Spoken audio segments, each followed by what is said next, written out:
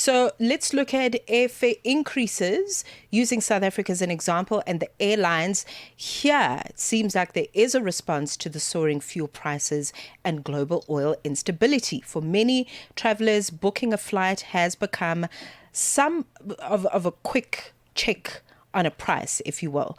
So this could possibly turn into a stay as that number begins to rise. And several local airlines here in South Africa, including FlySafair, South African Airways and Airlink, have confirmed fare adjustments to jet fuel costs increase sharply.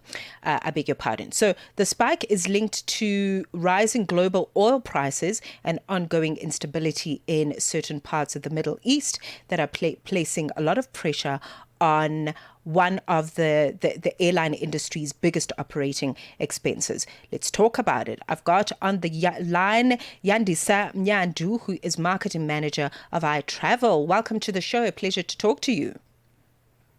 Hi, how are you? I'm good. These fare prices, Yandisa, are very frightening. You know, I've seen a lot of people sharing what they are seeing and what they are experiencing personally when it comes to how expensive flight travel has become. Are these fare increases likely to remain temporary, or is this a signal that we are looking at this on a long-term basis, as it were?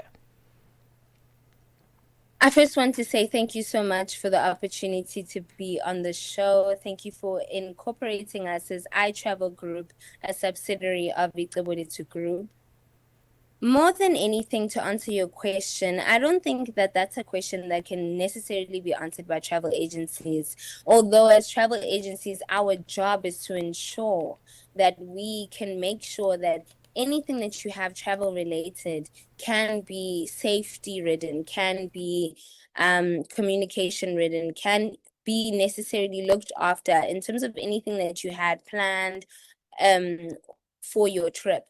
So when it comes to those situations, as a travel agency, we just try our best to ensure that our clients know that their safety, their communication, and all their logistics are handled by us, and we do give alternatives in cases of situations such as these. I hope that answers your question. Absolutely does. And perhaps as a lead-in question, because you are speaking in your capacity as somebody that runs a travel agency with many clients that are going to be affected, how are you preparing your clientele, if at all, for what is currently happening? More than anything, we are preparing our clients with communication. Communication has helped us with anything. And I think in most businesses, not just ourselves, communication is very important to be able to let our clients know what is happening. And especially if clients are in the process of booking systems that they do not know what is going to happen to because of certain situations that are happening globally. So more than anything, it's communication. Also, as a client, as a company that works on an end-to-end basis, we make sure that we research what those countries are currently doing, what those countries are currently adhering to, so that we as a company know how to meet our clients in the middle and know how to assist our clients with any situations, even that we don't hear about on our government basis. All right, we're 19 minutes into 1 p.m. in Central African time. Thank you for your listening ear. We are looking at the airfare increases and how they are affecting you. Okay, these global oil instability issues are affecting you and I, and affecting our pockets, which is a big problem. So we're still in conversation with Yandisa, who is a marketing manager for iTravel, and really looking at this from a traveler perspective, from an AG perspective. Let's take a break. Get Channel Africa on DSTV Audio Bouquet. Channel 802.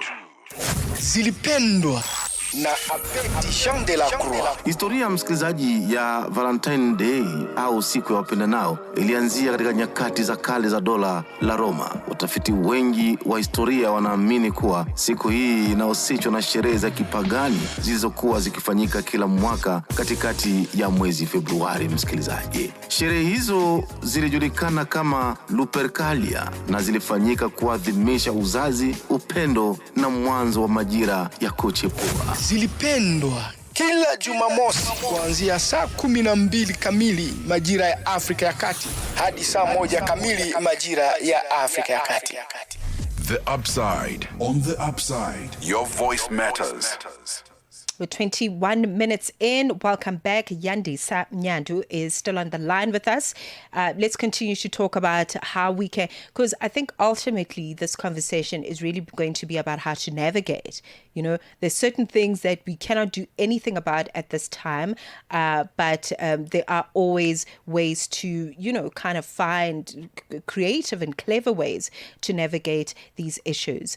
Yandisa, let's talk about how these increases in airfare are going to influence travel behavior in the short term. And yeah, I guess this is a leading question into how you are preparing your clientele, as it were. More than anything, I would just like to say, in times like this, the travel industry, our main goal is to make sure that, one, our clients are safe, and also to make sure that our clients are flexible in anything that they do. So I know that I'm just going to speak on the example of a client. If I was a client and I was booking a trip to a certain country that now doesn't make sense because of the situations that are happening in the world, I would love to have a travel agent who's going to tell me, okay, with what is happening right now, let me tell you what else we can do for you. How else can you still have the same experience that you want with the same standards, the same price, but a different location? So more than anything, communication, flexibility, affordability, and more than anything, safety. Because I think the biggest issue that we're discussing right now is the safety of our clients. And it's very important for us as iTravel, a subsidiary of Instability Group, to be able to ensure that our clients are safe, to be able to ensure that our clients have what they need and they need it when they have it. Okay. And then in terms of the potential, I guess on a medium to long term basis, what are some of the long term effects of these price hikes when we look at airfare? How could those potentially affect the tourism sector overall, just in your opinion? In my opinion, I would say they do affect drastically, although I think that's where travel agencies play a huge part, because we, as much as we work in the tourism industry, but we don't work on a direct to direct basis. We work more internally with our clients. We build relationships with the hotels, with airlines, etc., to be able to ensure that we can still give our clients the same experience but at an affordable cost. So our purpose as a travel agency is building relationships so that our clients don't have to. Our clients are able to do what they still want to do, what they still desire to do, let me say, while still being able to experience it at the same or just above the cost.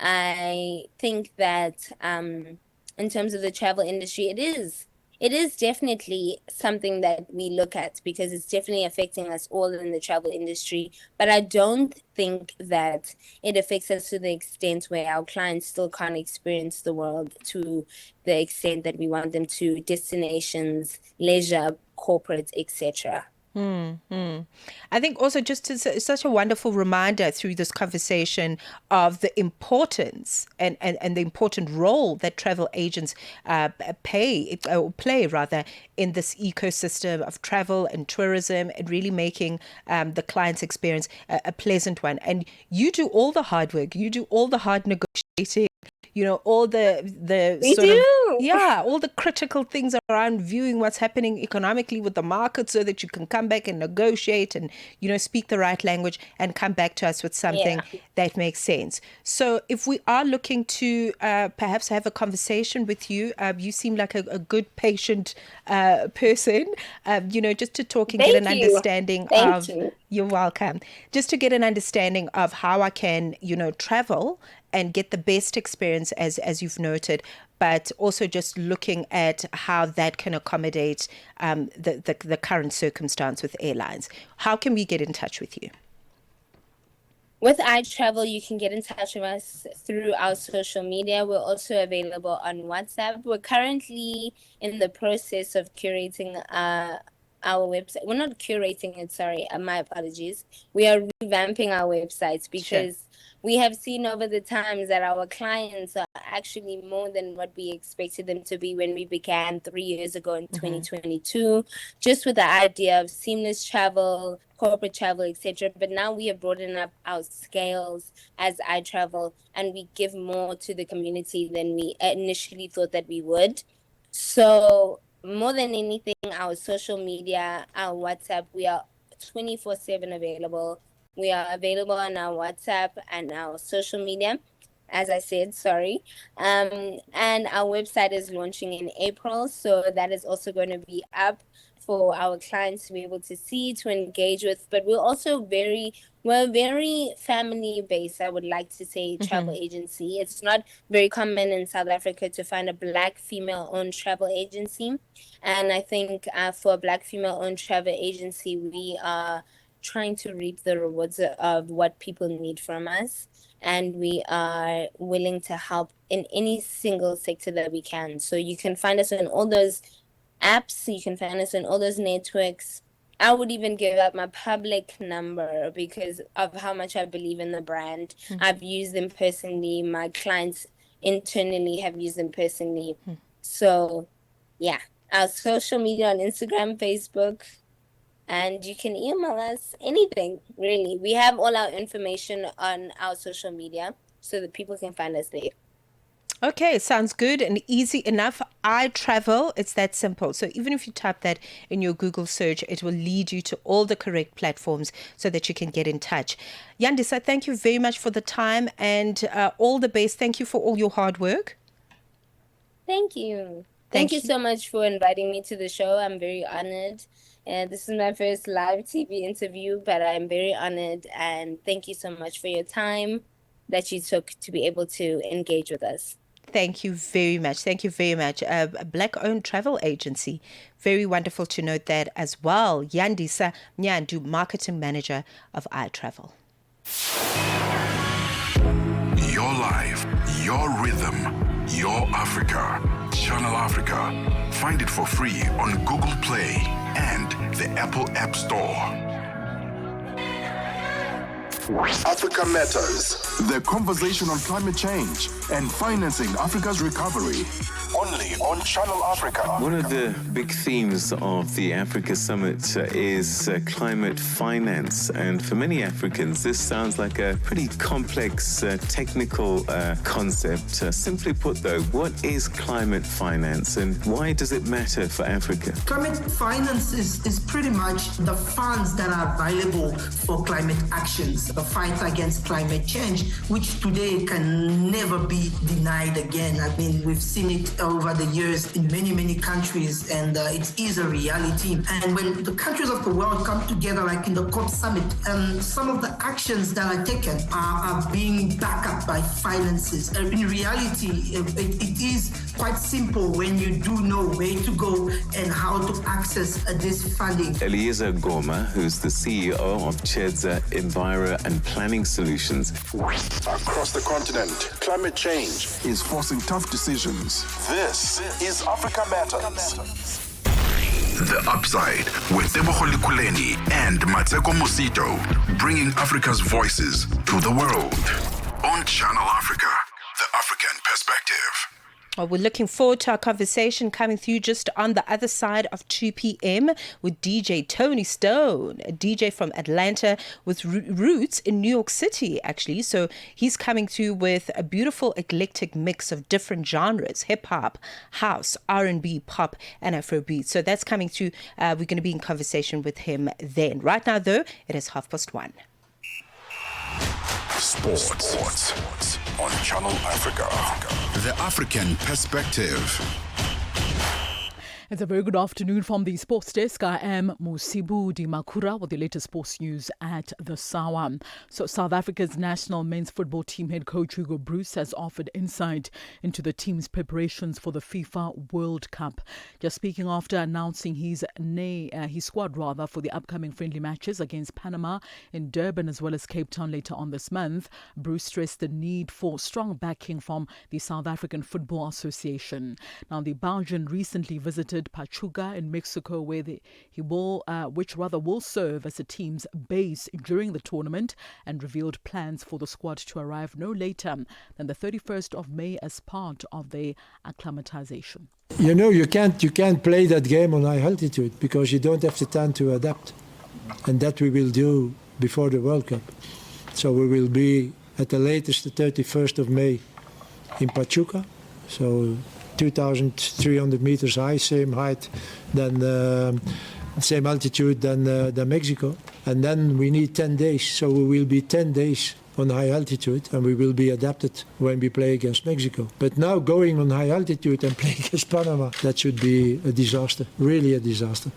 Meanwhile, Broos suggested that issues around discipline as well as attitude played a role in their early exit at the AFCON tournament in Morocco earlier this year, warning that such standards will not be tolerated heading into this year's FIFA World Cup. Third, you have the discipline. When there is no discipline, and you know those are sometimes details. When you can have the discipline to come, for example, on time for meals, you will not have the discipline to follow the tactical rules that the coach give you in the field. It is like that. And there is your attitude as a professional player. We talked already about Yaden. We talked already about Mbokazi. I don't have to return on that. But that was not the right attitude.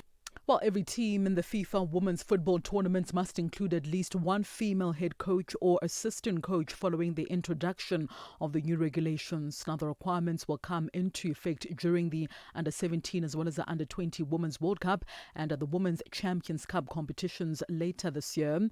The decision was made at a FIFA Council on Thursday and discussed the long-term strategy of female representation in coaching.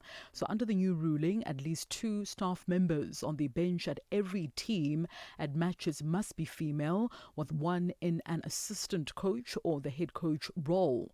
The rules also applies at all youth as well as senior tournaments, including clubs as well as national teams.